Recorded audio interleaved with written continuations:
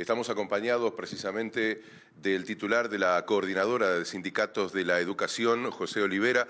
Bueno, José, buenas noches. ¿Cuál es la primera consideración al respecto? Buenas noches. Bueno, en esta primera instancia del Consejo Superior del Sector Público, teniendo en cuenta que al 31 de agosto se debería cerrar el proceso de negociación dentro de lo que es el conjunto de trabajadores y trabajadoras del Estado, donde hay que presentar el presupuesto al Parlamento, el Gobierno hoy se limitó a señalar las principales características, los principales elementos de situación país en materia fiscal,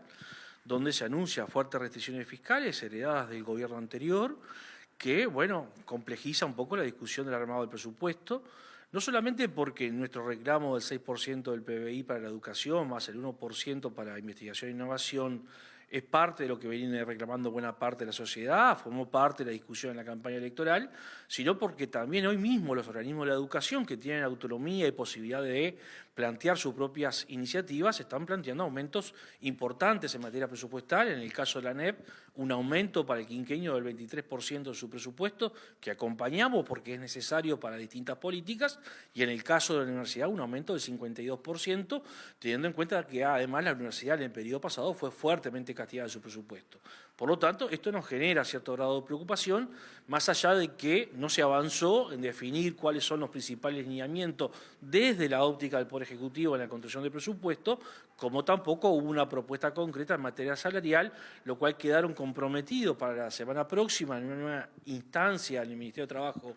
el próximo jueves, poder avanzar en conocer esos lineamientos que son muy importantes a la hora del proceso de negociación y a la hora del proceso de construcción del presupuesto. ¿Cuál es el escenario que plantea concretamente la CCU al respecto? Bueno, nosotros creemos que estas diferencias notorias que habría entre los pedidos de los organismos de la educación y el escenario de restricción fiscal nos colocan en una situación bastante compleja. De hecho, parte de la reflexión de la reunión de la coordinadora que acaba de concluir es apostar ni que hablar a la negociación, pero también a la movilización. Y la orientación que hoy compartimos entre todos los sindicatos, entre todas las organizaciones que formó parte de la coordinadora, es ir a un paro de 24 horas el próximo 12 de agosto, apostando a movilizar fuertemente en el marco del paro del PCNT, porque entendemos que hoy la educación requiere de aumento presupuestal. Hay compromisos en materia de bonos y becas estudiantiles, en materia de alimentación escolar, en materia de extensión del tiempo pedagógico, tenemos algún rezago salarial,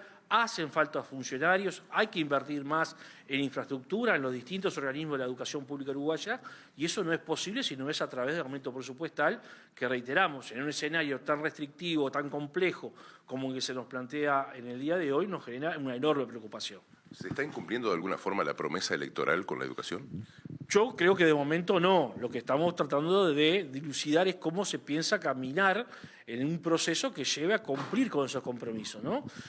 Fíjense en ustedes que en la propuesta de la ANEP, por ejemplo, por citar un ejemplo, hay toda una cadencia de incremento presupuestal en los próximos 5 años que llevaría a que la ANEP llegue a un X porcentaje del Producto Bruto Interno dentro de ese componente del 6%. Pasar de un 3,28% del PBI que tiene hoy la ANEP al 4,03% al 2029 implica un aumento de 23%. Pero eso es posible si efectivamente desde el Poder Ejecutivo y también después desde el Parlamento se acompaña una propuesta presupuestal de ese tipo.